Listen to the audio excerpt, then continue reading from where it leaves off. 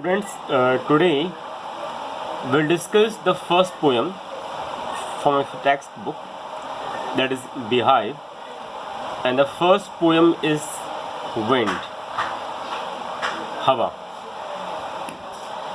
इस पोयम के माध्यम से हमें एक संदेश मिलेगा। संदेश ये होगा कि जो ताकतवर है समाज में पूछ उसी की होती है और जो कमज़ोर है उसकी पूछ नहीं होती। तो एक कविता है तो विंड, हवा के बारे में, लेकिन कहीं ना कहीं ये समाज को एक संदेश भी देती है। तो आइए पढ़ते हैं इसके बारे में। The wind blows strongly and causes a lot of destruction.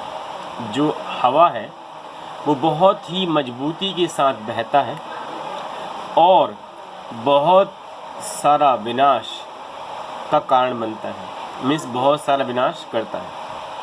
How can we make friends with it.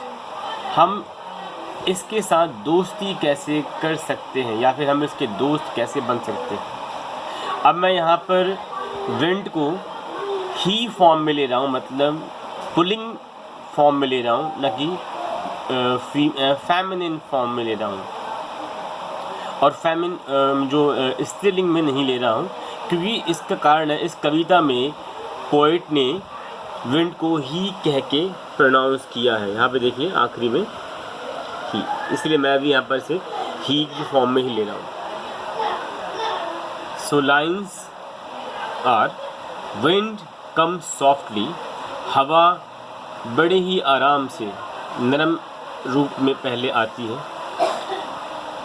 तो यहाँ पर जो पोइट है वो रिक्वेस्ट कर रहा है पोएम से कि विंड तुम आओ लेकिन आराम से आओ।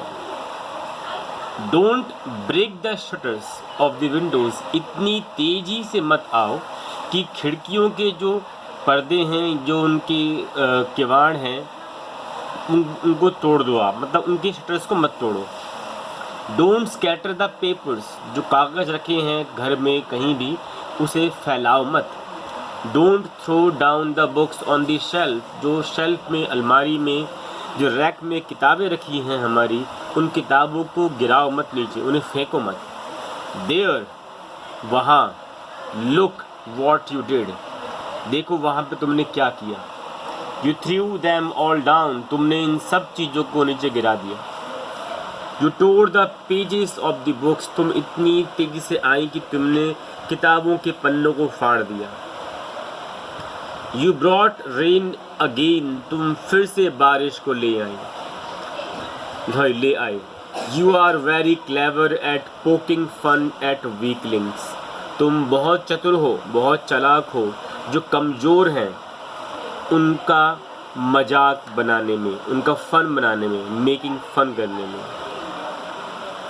फ्रेल, जो कमज़ोर, गिरे हुए, क्रम्बलिंग मकान हैं, हाउसेस हैं, जो गिरे हुए दरवाजे हैं, जो गिरे हुए कड़ियाँ हैं मकानों की। राफ्टर मतलब जो कि मकान की छत को सपोर्ट देने के लिए वो लोहे की गाटर या लकड़ी की गाटर लगाते हैं, उन्हें राफ्टर्स कहते हैं। तो पहले कुछ सालों पहले लकड़ी की ही कड़ियाँ होती थी, उन्हें राफ्टर्स कहते हैं। क्रम्बलिंग वुड, गिरे हुए जंगल। यहाँ वुड का मतलब लकड़ी हो सकता है, जंगल भी हो सकता है।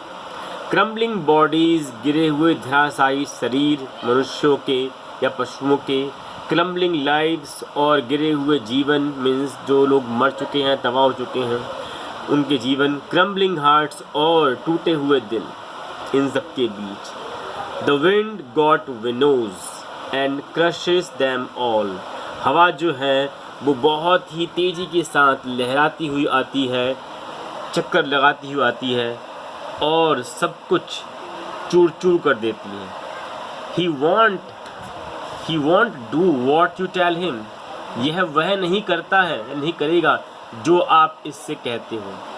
सो इसलिए कम, आओ। यहाँ पर कवि रिक्वेस्ट कर रहा है सभी से, हमसे, कि आओ लेट्स बिल्ड स्ट्रॉन्ग होम्स। आओ मजबूत घर बनाएं।